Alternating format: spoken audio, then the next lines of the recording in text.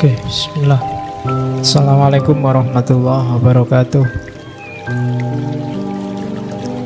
Bismillahirrahmanirrahim. Alhamdulillahi rabbil alamin. Wassalatu wassalamu ala asyrafil anbiya'i wal mursalin Sayyidina wa maulana Muhammadin wa ala alihi wa ashabihi ajma'in. Amma ba'du. Bismillah, mari kita lanjutkan ngaji filsafat kita. Oke, kita ketemu Nietzsche. Cuma Nietzsche ini banyak orang mengkritik, khususnya orang-orang agamawan, karena memang dia salah satu filosof yang tegas, keras. Nggak usah tedeng aling-aling untuk mengkritik agama. Ya meskipun malam ini kita ngomongnya di masjid, ya nggak apa-apa. Saya mengibaratkan setiap pikiran yang tiap malam kita kaji, entah dari filosof siapa, itu kayak senjata, kayak alat. Alat dan senjata itu berguna kalau momen dan konteksnya pas. Kalau tidak pas, sebagus apapun pikiran, sebagus apapun alat, tidak ada gunanya. Nietzsche itu pikiran-pikirannya sangat rasional, bagus. Cuma kalau kita menggunakannya tidak pas, ya dia tidak ada gunanya, bahkan cenderung jelek. Agama juga begitu, hati-hati. Kalau kita salah makainya, agama yang harusnya obat bisa jadi racun. Minuman juga begitu. Kalau kita overdosis, nggak jadi menghilangkan haus, tapi malah jadi penyakit. Nah, pakai pikiran, pakai alat itu kita harus ngerti kapan itu dipakai. Kapan kita harus jadi kayak Nietzsche, kapan jadi kayak Ibnu Arabi, kapan. Nah, itu berarti kita punya senjata banyak. Kalau senjata kita cuma pisau, sewaktu-waktu kita mau makan, kita tidak bisa, adanya cuma pisau. Tapi kalau kita punya pisau, punya sendok, punya garpu, punya centong, punya macam-macam, mau apa aja alatnya ada.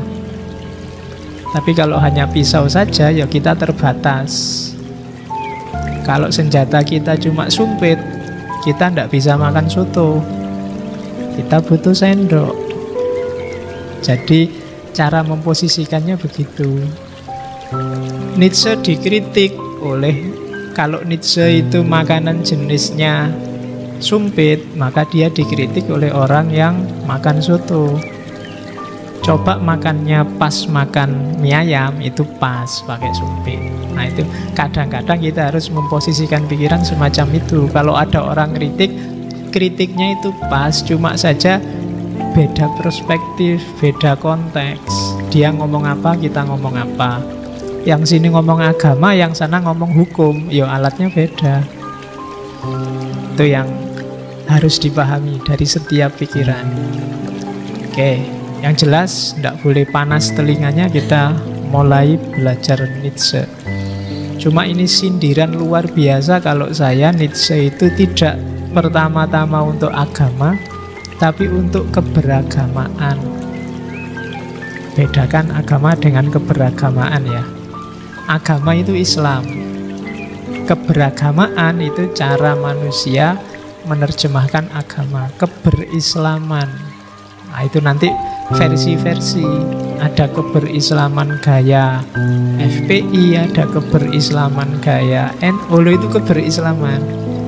Ya yang benar yang mana ya kita tidak tahu, wallahu a'lam. Tapi itu jenis keberagamaan. Nah, yang dikritik habis-habisan oleh Nietzsche itu juga jenis keberagamaan. Kebetulan zamannya Nietzsche yang dia kritik habis-habisan itu agama Kristen. Nah, kamu bisa agak seneng lah ndak Islam. Padahal jangan-jangan podo wae. Banyak keberagamaan Islam kita hari ini yang mirip-mirip saja kayak Kristen zaman dulu. Ya mungkin Kristen zaman sekarang beberapa. Itu yang harus kita tahu. Jadi sebenarnya ya karena Nietzsche itu kan anaknya pendeta, ibunya juga wanita yang soleh. Ya, kalau di Islam mungkin bapak kiai, ibunya muslimat atau Aisyah gitu. Jadi sejak kecil itu dia dipressure oleh agama. Ibu sama bapaknya cita-citanya pokoknya dia harus jadi pendeta kayak bapaknya. Jadi harus agama, harus tahfidz Injil pokoknya. Sejak kecil digituin, jadi dia merasa terkungkung terus. Apalagi setelah ayahnya meninggal umur 4 tahun. Jadi Nietzsche belum sempat jadi besar, karena 4 tahun itu paling pikirannya belum jalan. Dan bapaknya mewariskan pada ibunya, pokoknya anak ini besok harus jadi pendeta. Dan ibunya, biasa kan ibu itu khawatir anaknya macam-macam, ketat. Sehingga Nietzsche awalnya dia ingin jadi anak baik, cuma lama-lama merasa tertekan terus memberontak.